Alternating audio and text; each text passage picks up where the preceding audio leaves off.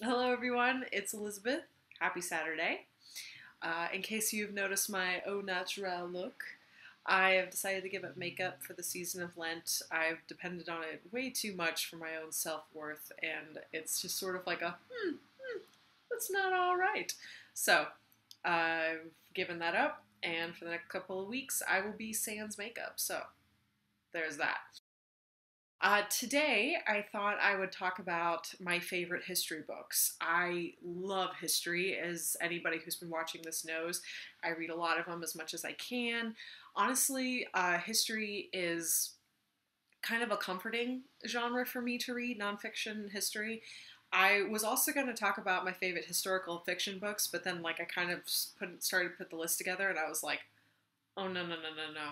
These videos are long enough as they are. So I decided that I was only going to talk about my favorite history books, or at least the ones that I've read so far. Some of these are from my time in college, and some of them are from me just reading for fun. So let's get started. So my very favorite book that is about history is History on Trial by Deborah Lipstadt. And it's actually also now the movie Denial, so I think they also changed the title of the book to be Denial. It's kind of confusing, but whatever, cover is here. So this book is my go-to when I'm on a drive and I want to listen to something that I love that is going to keep me awake. It partially keeps me awake because one of the guys that is in it is utterly infuriating. So this book is about David Irving, who was a World War II historian, big quotes over historian, who was honestly a Hitler sympathizer and was kind of saying, one, that Auschwitz wasn't a thing, so the Holocaust didn't exist, and two, that Hitler wasn't the one who ordered the massacre of all the Jews. So, you can kind of say what you want, but you need the academics to back it up. And unfortunately, up until this point, everyone had kind of been letting him slide, whereas Deborah was a Jewish Holocaust historian, and she was asked to write a book about Holocaust deniers, and she named him in her book as a Holocaust denier, and he decided that that wasn't all right, so he sued her for libel. And the thing is, she is American, but he is British. And so the way that it works in America is if somebody sues you for libel, it's up to them to prove that you lied.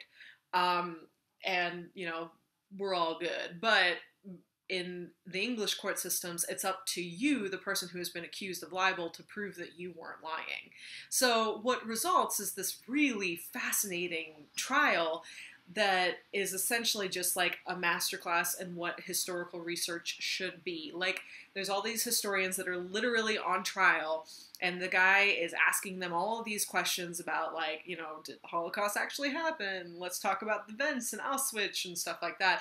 And everyone's just like, oh my God. But then also at the same time, they're putting his book on trial and really discovering that he's a shoddy academic, if you could even call him that. Like, he purposefully mistranslates things so that they suit his purpose. He purposefully, like, put people in historical scenes that weren't there. He grossly, like, just omitted certain facts because they didn't fit his narrative. And a lot of the narrative that he had was Hitler wasn't that bad of a guy. And so, and what he did in order to do that was, like, blatantly ignore a lot of the stuff that Hitler did and commanded others to do so that he could focus on, like, one or two things that made him look like not that bad of a guy. So it's a fabulous book. I love it. The movie is okay. I'm not a huge fan, but also, hi. Okay, so the next book I'm going to talk about, I've talked about at least twice, probably three times in this video, and that is The Making of the Atomic Bomb by Richard Rhodes. It is a hefty son of a gun, but it is so worth it. One of the things, I've talked about it multiple times before, I'm not going to go into detail, but I will say that this is just a masterclass in historical world building. I have never felt so aware of what it was like to live in a post-atomic world until I finished this book. And just, wow, it was really, really, really just, I'm not going to say it was life-changing, but it kind of was. So I would always, always, always recommend this book. It's just fabulous. This book I have actually talked about before, The American Nations, A History of the 11 Rival Regional Cultures of North America by Colin Woodard. And I have talked about this before, and it is still one of my very favorite books. It's actually more about culture than it is necessarily about history. It's the history of the cultures of America. My husband is the one who recommended this to me, and honestly, in all of our conversations with each other and with other people about the cultures of America, we come back to this book constantly. So the way that Woodard kind of suggests that we look at the country of America is less in terms of states and less in terms of political parties and more in terms of the cultures that settled there and how they evolved over time. It's really helped me understand me and my family and where we came from, but also as somebody who's moved around a lot, it really helped me understand the different areas of the countries that I lived in, specifically when I was in Mississippi. They've got a lot to say about the Deep South. Not all of it's bad, by the way, but it is just really, really interesting. So I would really, really heartily recommend this if you're interested in American culture and just honestly how we got to where we are today. It does a lot to explain a lot of what's going on in today's cultures. So, American Nations, do it.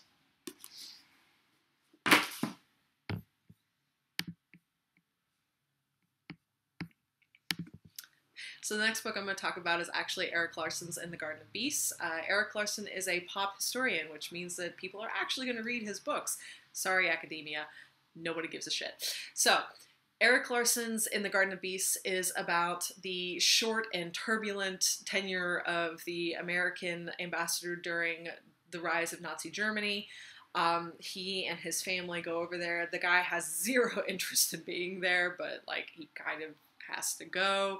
And his daughter is kind of super cute and popular and like is really in with a lot of these high rollers in Nazi Germany, but at the same time she's still watching everything and is horrified to an extent by what she's seeing. I liked this partially for personal reasons. I had just moved back from Turkey when I started to read this, and literally like 2 weeks before I moved back, there had been a bombing in Ankara, which is the capital of Turkey, that killed like 109 civilians, and just the general like weird political tensions and like, I'm not going to say chaos, but like potential for chaos that existed while I was living there, I'd really gotten used to. And so when I came back home, it was like odd, first of all, that I didn't have to like check for bombs every time somebody got onto a subway. But then it was also just a really interesting book because he did a really good job of evoking that sense of like, there's a lot of stuff going on here. I am not privy to all of this, and it's gonna get bad really quick. So the next book I'm recommend is Henry Fielding and the London Theatre by Robert Hume. I honestly don't know if anyone's actually going to be able to get a hold of this unless you're enrolled in a university or have access to a university library. It's on sale for $757 on Amazon if you really, really want it, but like, I don't know. He does have other books that are way cheaper, so I recommend those. So Henry Fielding and the London Theatre is about the Censorship Act of 1737, which I actually did my senior thesis on, and it is a act that passed in Parliament that basically said that any plays that would be written in England had to like pass through a government censor before they were actually allowed to be put on stage, partially because Henry Fielding was kind of an ass and was writing all these satires and really was making people angry.